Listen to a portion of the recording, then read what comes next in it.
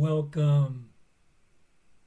Today we will be reading lesson 252 in the workbook, and from the text, chapter 21, section 6, Reason versus Madness, paragraphs 1 through 6. And now for lesson 252.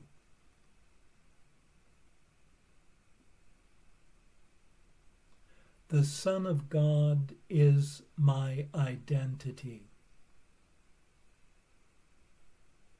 Myself is holy, beyond all the thoughts of holiness of which I now conceive. Its shimmering and perfect purity is far more brilliant than is any light that I have ever looked upon. Its love is limitless, with an intensity that holds all things within it, in the calm of quiet certainty.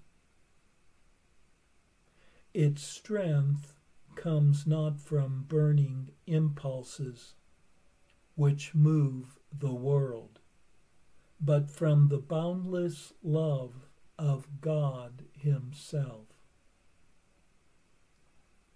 How far beyond this world myself must be, and yet how near to me and close to God.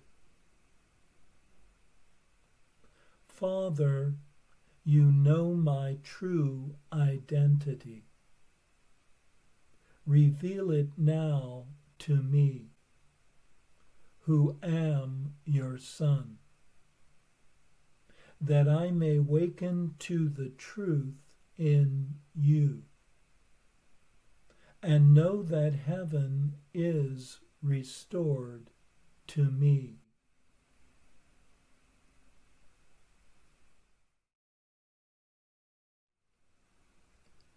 The beauty and the sacredness of one's true self is beyond what one can conceive of today. Its light, which illuminates everything, shines unimaginably more bright and more brilliant than anything one has ever experienced before.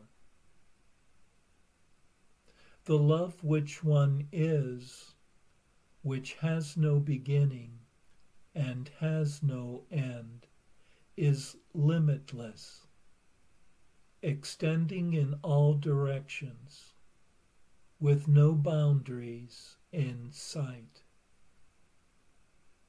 Its strength lies in its everlasting stillness and silence, which is radiantly alive. What seems at times to be so far off is actually infinitely present in a space with no location. Let one's true identity be revealed to oneself today. Let one know the truth of the oneness of being here now.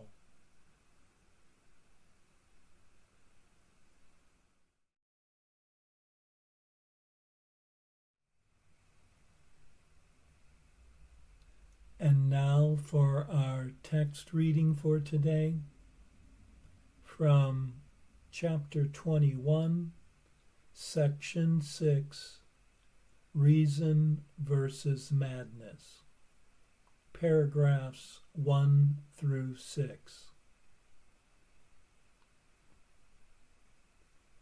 Reason cannot see sin, but can see errors, and leads to their correction.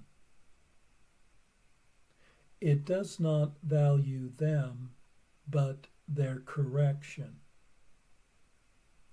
Reason will also tell you that when you think you sin, you call for help.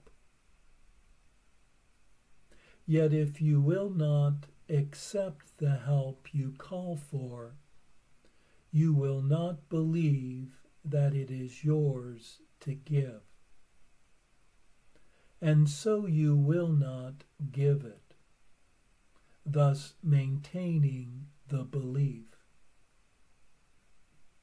For uncorrected error of any kind deceives you about the power that is in you to make correction. If it can correct and you allow it not to do so, you deny it to yourself and to your brother. And if he shares this same belief, you both will think that you are damned. This you could spare him and yourself. For reason would not make way for correction in you alone. Correction cannot be accepted or refused by you without your brother. Sin would maintain it can.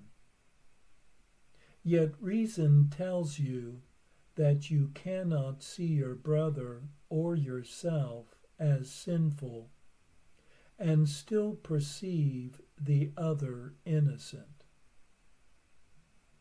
Who looks upon himself as guilty and sees a sinless world? And who can see a sinful world and look upon himself apart from it? Sin would maintain you and your brother must be separate. But reason tells you that this must be wrong. If you and your brother are joined, how could it be that you have private thoughts? And how could thoughts that enter into what seems like yours alone have no effect at all on what is yours? If minds are joined, this is impossible. No one can think but for himself, as God thinks not without his Son. Only were both in bodies could this be, nor could one mind think only for itself, unless the body were the mind. For only bodies can be separate, and therefore unreal. The home of madness cannot be the home of reason, yet it is easy to leave the home of madness if you see reason. You do not leave insanity by going somewhere else. You leave it simply by accepting reason where madness was. Madness and reason see the same things, but it is certain that they look upon them differently. Madness is an attack on reason that drives it out of mind and takes its place.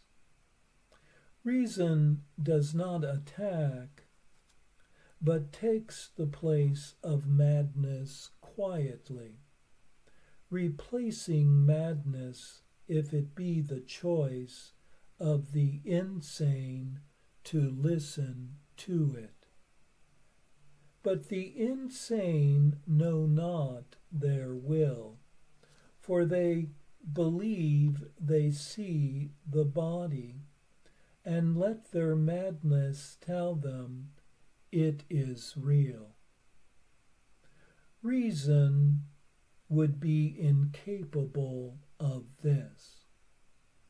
And if you would defend the body against your reason, you will not understand the body or yourself.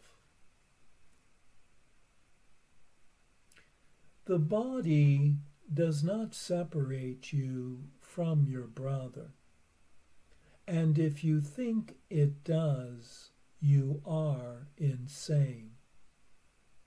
But madness has a purpose, and believes it also has the means to make its purpose real. To see the body as a barrier between what reason tells you must be joined must be insane. Nor could you see it if you heard the voice of reason. What can there be that stands between what is continuous? And if there is nothing in between, how can what enters part be kept away from other parts?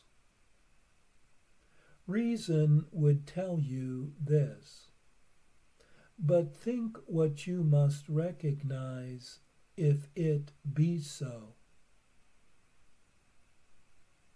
If you choose sin instead of healing, you would condemn the Son of God to what can never be corrected.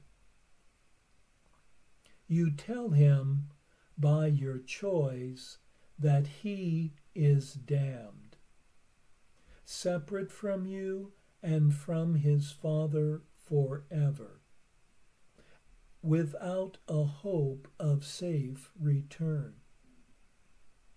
You teach him this, and you will learn of him exactly what you taught. For you can teach him only that he is as you would have him, and what you choose he be is but your choice for you. Yet think not this is fearful. That you are joined to him is but a fact, not an interpretation. How can a fact be fearful unless it disagrees with what you hold more dear than truth?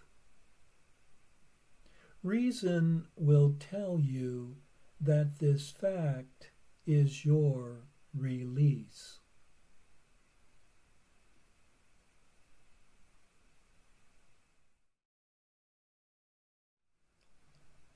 In this section, the insanity and madness of the ego is contrasted with the reason of the Holy Spirit.